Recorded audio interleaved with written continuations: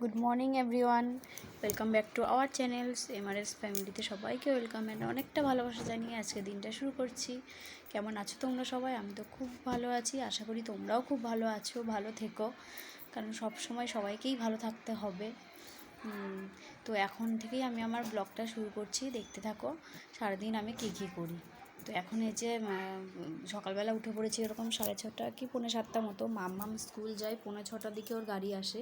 তো তখন আমাকে এ বাড়িতে থাকলে উঠতে হয় না, ও বাড়িতে থাকলে উঠতে হয়, আমাকে ওকে রেডি করিয়ে দিতে হয়, খাওয়াতে হয়। তো এই বাড়িতে থাকলে ওই কাজগুলো মাই করে, তাই আমাকে ওঠার কোনো তাড়া থাকে না। মাই যখন ওঠে তখনই আমি উঠি। তো ও সকাল সকালই উঠে পড়ে 6:30 7টা নাগাদ। তো সেই রকমই উঠে পড়েছি আজকেও। চাটা খাওয়া হয়ে গেছে, আর মা বললো আজকে বিছানার বেড কভারটা চেঞ্জ করে দিতে, তাই আমি আবার ওই পুরনো চাদরটা তুলে আবার অন্য একটা চাদর আর কি, কাঁচা চাদর পেতে দিলাম। আর মাহির বাবা বাইরে আছে, আমি বললাম একটু ওকে ধরো, আমি তখন এই কাজগুলো সেরে নিই, তারপর তোমাদের দাদাভাই আবার বাড়ি চলে যাবে, ওরও তো কাজ আছে। তো এই যে এখন আমি, আর এই যে কালো রঙের যে এটা দেখতে পাচ্ছ না স্ক্রিনের উপরে দাগটা, তো ওটা কোনো দাগ না, ওটা হচ্ছে চার্জারের তার। আমার ফোনে চার্জ ছিল না, রাতের বেলা ফোন দেখতে দেখতে খেয়ালই নেই যে চার্জে বসাবো, তো সকালবেলা উঠে চার্জে বসিয়েই তোমাদের সঙ্গে ভিডিওটা শুরু করছি। তো আমার এই যে চাদর পাতা হয়ে গেল তোমাদের সঙ্গে কথা বলতে বলতে।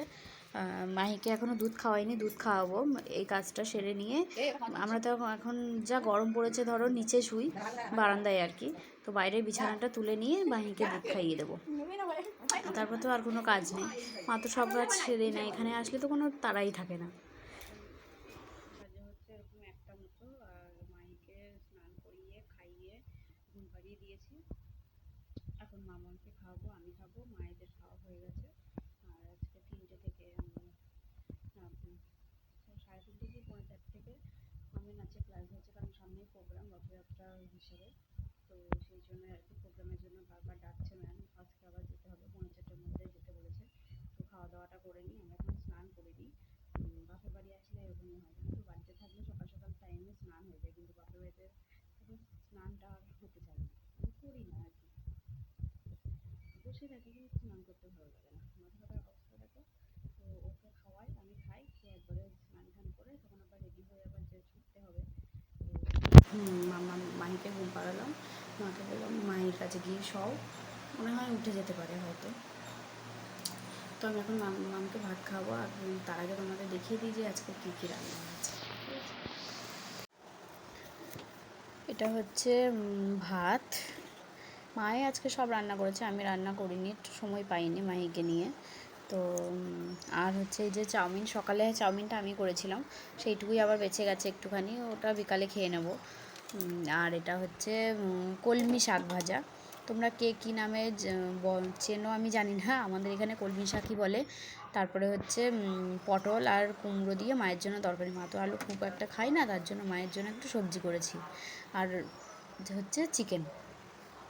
এতক্ষণ অন্ধকারেই তোমাদের দেখাচ্ছিলাম, খেয়ালই নেই যে মাথার উপরে লাইটটা জ্বালতে হবে। তারপর হঠাৎ করে খেয়াল বলো কী ব্যাপার এত অন্ধকার কেন আসছে, তখন আবার লাইটটা জ্বাললাম।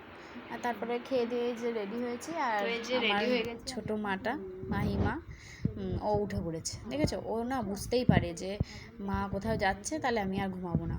তো এই যে উঠে পড়েছে, এখন আমি যাব নাচের ক্লাসে, আর ও উঠে বসে আছে।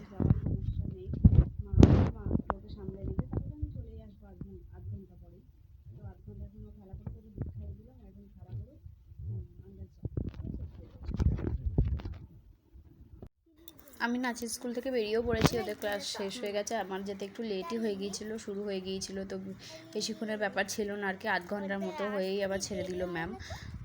তো এখন মা মেয়ে হাঁটছি, কারণ কোনো টোটো গাড়ি কিছুই পাচ্ছি না, দেখি কতক্ষণে আসে, ততক্ষণ আমরা মা মেয়ে একটু হাঁটতে থাকি, আর ফাঁকা রাস্তায় দুটো রিলসও বানিয়ে নিই। তো এখন হচ্ছে সন্ধ্যে 7টা মতো বাজে, মামামকে এসছে উপরে পড়াতে স্যার, আর বোন গেল বাড়ি, তাই মা গেল একটু এগিয়ে দিতে। আর সন্ধ্যেবেলায় কী খাবো, তাই একটু ভাবলাম মায়ের জন্য যেহেতু সুজি হচ্ছে, তাই একটু ভাবলাম সন্ধ্যেবেলা একটু স্ন্যাক্স বানিয়ে নিই।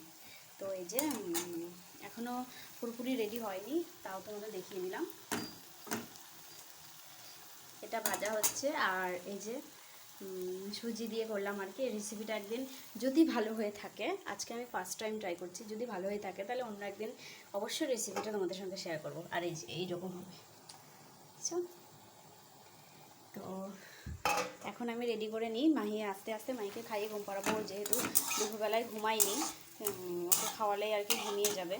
তো চলো আমি এখন খাবারটা করে দিই, ওকে খাইয়ে ঘুম পাড়াবো। এটা হচ্ছে তারপরের দিন সকালবেলায়, রাতের বেলা শেষ করা হয়নি, তাই ভাবলাম সকালেই আবার শেষ করে দিই, কারণ আবার তো নতুন একটা শুরু করতে হবে। তো গুড মর্নিং সবাইকে, প্রথমেই বলে দিই গুড মর্নিং। এখন হচ্ছে ওরকম 7টা মতো বাজে। আজকে মাহি আমাকেই ডেকেছে, কারণ আমি আজকে ভোরবেলার দিকে ঘুমিয়ে, ওই মামাম যখন যায় না তখন আমি চেতন হয়ে গিয়েছিলাম। তো তারপরে আবার চোখটা এঁটে এসেছিলো, ঘুমিয়ে গেছিলাম। তো মাহি উঠে আমাকে রাখছে মা মা করে পায়ে হাত দিয়ে।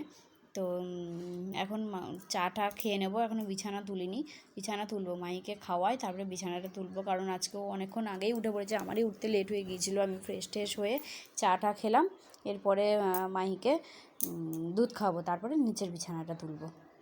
আর আমার চুলের অবস্থাটা দেখো, দিন দিন যেন টাক পড়ে যাচ্ছে, চুলটা একদমই পাতলা হয়ে গেছে। কী করবো বলো তো, তোমরা একটু প্লিজ কমেন্ট করো যে কী করা যায়, চুলের প্রতি যত্ন কী করে নেওয়া যায়। তো এখানে আমি আমার ভিডিওটা করছি এন্ড, সবাই ভালো থেকো, সুস্থ থেকো।